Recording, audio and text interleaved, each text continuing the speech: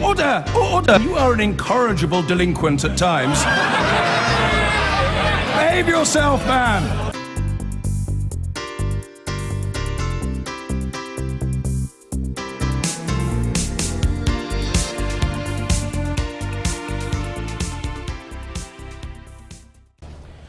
Well, the noise here today on the migrant issue hasn't been about those dying in the Mediterranean, but the familiar row about the number of people coming to Britain.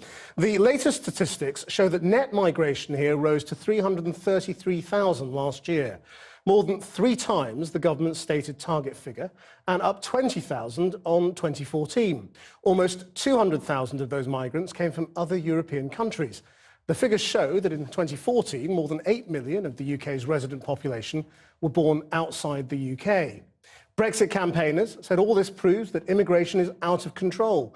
The government admitted that the figures are disappointing, but said the answer was not to pull up the drawbridge and leave the EU, as our political editor Gary Gibbon reports. This Luton factory imports and ripens bananas. The workforce is dominated by workers from the EU. You know now, in Greece is crisis, and it's difficult there to find job. So you came here? So I came here. The food industry is one of the biggest employers of EU labour. Before, I've known that we've had some English people that come in within an hour of production, not happy, don't like the job, and just walked off site. These people are here willing to do a good full-day shift. Thanks in part to sectors like this, net migration is now at its second highest level ever, largely 3 times the target David Cameron once set. Not the curtain raiser for the last stretch of the referendum campaign he would like. The Vote Leave campaign, with cabinet members at its top table, Britain, put this online to mark the occasion. Sorted. So I will go to Brussels, I will not take no for an answer, and when it comes to free movement, I will get what Britain needs. The Prime Minister is in Japan for the G7 meeting. There's a long tradition of him not commenting when net migration figures come out. There was some comment here, though, on Leave's lead campaigner, Boris Johnson, from the European Commission President Jean-Claude Juncker's right-hand man, Martin Selmayr, here punching the air, sometimes called the real Commission President. In a tweet, he imagined 2017 with Trump, Le Pen, Boris Johnson, Beppe Grillo, a horror scenario that shows well why it is worth fighting populism. Boris Johnson was in Winchester trying to get heard above some Remain campaigners. He said the net migration figures proved immigration was out of control. Yet again, they have failed, and yet again the numbers are running at about 330,000 all in, 184,000 from the EU. That's as much as a city the size of Oxford. That is pushing up our population growth. It's putting huge pressure on housing, on services such as the NHS, and of course on school places and everything else. What are we going to do? Are we going to somehow introduce a new visa scheme for those from France or Germany? Are we saying that we have differentials between the two? Indeed, some people are saying, well, actually we'll get more immigration from outside of Europe as a consequence of that. Well, actually today's figures show that there is more in terms of net migration from outside of Europe than in Europe. If there was an attempt to control EU migration after Britain left the EU, what might it look like? The Social Market Foundation has been looking at the 1.6 million people born in the EU who are currently working over here as employees. That excludes the self-employed. This data allows you to work out what sort of salaries these people are on, what jobs they're doing. And that allows you to have a look at what might happen if Britain, after leaving the EU, tried to apply to EU citizens the sort of visa restrictions it currently applies to non-EU people wanting to come here. These rules, broadly speaking, mean that you can come in if you're earning 21,000 or above, and if you've got a graduate-level job. The Social Market Foundation has worked out that on these rules, 88% of EU-born people who are here working as employees at the moment, 1.4 million people, wouldn't qualify.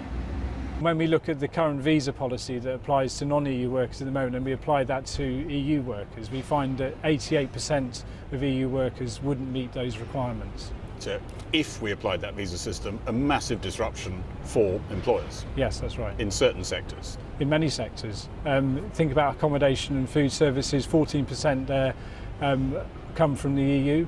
If you think about London, 1 in 8 born in the EU, so significant change. The Social Market Foundation have gone through what it would look like if we had a visa system with EU migrants the way we have with non-EU, and nearly 90% of them would not get in. Does that sound about right? No, because Appealing? you know, you can pluck any kind of system and then decide that's going to be. Well, it's not any kind of system, it's the one we have for non-EU people. But I mean, you know, the government has to decide how they achieve it. But the point I'm making... That would be a massive disruption for employers, wouldn't it? Well, it might or might not. I don't think it will be, by the way, because the key point about migration is if you get border control, like every other country, like America has, like Australia has, they control their borders. You know, they don't suddenly go, this is terrible, we can't manage this. The reality is, control of your borders means that you decide what the overall number is.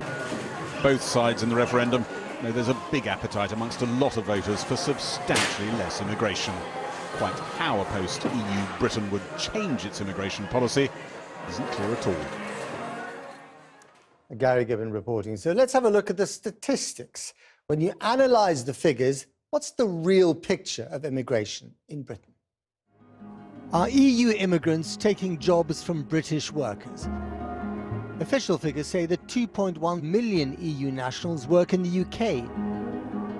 But research suggests that migrants don't make it harder for Brits to find jobs or significantly affect wages, except perhaps for the very low pay. Are EU immigrants a drain on the state? Academics say that recent migrants from Europe contribute more financially than they take out in benefits or from using the NHS. This is because they're generally younger and healthier, more likely to be working and paying taxes rather than claiming a pension or other benefits. Can we control the numbers coming to Britain? In 2015, more people came from EU countries to live in Britain than left. It was the biggest number on record. But the flow from outside Europe was even higher. The government says it wants to cut net migration to tens of thousands every year. Brexiteers say that leaving the EU is the only way to regain control over immigration. But even if EU migration was slashed to zero, without even stricter controls on other non-EU immigration, the target would be almost impossible to meet. And even if Britain leaves the EU, but we'd still like to be part of the single market as the Brexiteers want, we might still have to agree to free movement. In other words, allowing EU citizens to live and work here. That's what non-EU countries like Norway, Switzerland and Iceland have had to do. In other words, they still have limited control over EU immigration to their countries. Now, whether Britain could negotiate a better deal, well, that remains to be seen. Well, with me now, the Conservative MP Nadhim Zahawi from the Vote Leave campaign, and Stephen Kinnock, the Labour MP and member of the Remain campaign, who previously worked in the European Parliament. Stephen Kinnock, immigration is clearly out of control. No, I think what we're seeing is that we're looking for a fair system and certainly not a free-for-all. I think when people come to this country and they contribute, they pay their taxes. We've seen that people coming in from the EU actually make a massive contribution to the exchequer. They're a key part of many sectors across the economy. The net migration was 333,000 in 1 year. That's a good thing for Britain. I think that it's a net benefit to Britain. What you must ensure is that you also have the public services to manage, but that's an issue for the national government. Housing, schools, education. That's a British issue, not an EU one. Nadhim Zahawi, do you think it is bad for Britain that those 333,000 people came in? Well, let me tell you what I think is bad. Stephen talks about fairness, and your programme, very gently but brushed across those on low wages. We've just introduced national living wage at £7.20 an hour. Will rise to over £9 an hour by 2020. The living wage in countries in Europe, Bulgaria, is about £1 an hour. So those in Stephen's constituents who are on low wages are going to be crushed, essentially crushed because of free movement. So if we're progressive politicians, if we care about those on national living wage, then we want to stop free movement, and that is why we should vote to leave, to take control of our borders. So you think it's bad for the lowest paid? Who else is it bad for that all those people came in? Is it bad for the majority? It's clearly bad for anyone on national living wage. I mean, those people count, Chris. They should count. Listen, in London, you and I, my salary, yours probably higher than mine. Stephen's the same as mine. You know, for us, it's fine. We can get as big companies, big corporates who are backing the Vote Remain, can get cheaper labour. Lord Rose, who heads up the Vote Remain, says that wages will go up because actually those on national living wage are getting essentially persecuted by these open borders, by people on I mean, you have to answer this question, Stephen, to your own constituents. You've got lots of people on national living wage in Wales, right? Those people are going to be crushed because living wage in Europe is £1 an hour. I think the key thing is to ensure that we don't have unscrupulous employers who are paying people below the living wage, and there needs to be national government policies to ensure that that's happening. But what I would also say is, let's not They're competing for those jobs. I accept. That's what the fact check said. They're competing for those jobs. We want a high wage, high investment, high value add economy, but that's an issue for the British government. What we have is people coming into this country who are paying the taxes and contributing, and we also have to help those people. They're hurting your constituents. They're killing those on national living wage. That's a crime. Which means proper public services, schools, hospitals, education. Those are issues for the British government. But also, I mean, the Leave campaign has totally failed to explain what being outside the EU looks like. Now, if we want access to the single market, we have to accept free movement of people. The net per capita immigration from the EU into Norway is higher per head than it is in the UK. So let's not destroy the British economy let's just come on to the that. basis of this false promise. Because different people on your side say slightly different things about whether you want to leave the single market. Do you want to leave the single market? Right, let's talk about single market. 80% of our output in the UK, 80% of our economy is in services. I used to work in services. I founded YouGov. There is no single market in the EU in services. So this fallacy that we are going to be, somehow the economy is going to collapse overnight. The Prime Minister told us even beforehand he was happy to come out if we don't get the right deal. So I don't believe. So you would not have to accept we can have free movement because you'd be out of the single market. Because we can have a free trade agreement with Europe. We're the 5th largest economy in the world. I want to look after those on living wage, which I think the elites in the Remain campaign don't want to understand. They're uncomfortable with talking to those people on living wages. Let me tell you what will happen if we leave the single market. It'll be a catastrophe for the British economy. 50% of our trade, a huge amount of the way in which our economy works, is founded on the relationship with the single market. You come out of there, I tell you, the people who will suffer are the people on low wages, the poorest and the most vulnerable. And I'm afraid the Leave campaign is looking at some sort of sexy political experiment rather than taking seriously the livelihoods of the peoples and constituencies like mine. What about the other question that was raised in the piece by people on Stephen's side, which is, so who are you going to let in? If you're already massively over the government's target, there were over 180,000 people coming from non-EU countries. So you need to halve that, don't you, to meet your targets? I would do what... Most of them are coming in with... Right, I would do what Steve Hilton, which is the Prime Minister's advisor, said. I want to let in the best and the brightest of what our economy needs.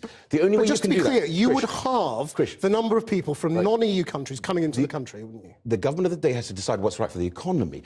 I just want to get the best people. The way you get the best people is to control your borders, to take back control. The only way you can do that is to get out of free movement and protect those on living wage. That's what I want to do. If they can pledge, they can protect those on living wage, then let them say so now. They can't protect them. The way to protect people on the living wage is to retain a strong economy, not to take a leap into the dark, to unravel a 43-year relationship with no idea at all about what we'd be getting into. The uncertainty that would cause for the business sector, you'd see businesses pulling out, you'd see the barriers going up. It would be a very difficult situation politically. But you still haven't answered this question of people at the bottom. Do you accept that people at the bottom are losing out because of depressed wages and other pressures on housing and services? I don't accept that the numbers that we're talking about here are having that sort of systemic impact across the economy that's dragging wages down. I think that there are unscrupulous employers who are not doing what they should be doing. All the data suggests that those people are getting crushed because those coming in from Europe what we need on a £1 an hour wage will take those jobs away from them. For my constituents, we need to save the steel industry. We leave the EU and that industry is That's another finished. debate. We'll come back to you on that another day. Thank you both very much indeed. My pleasure. Matt. Thank you very much.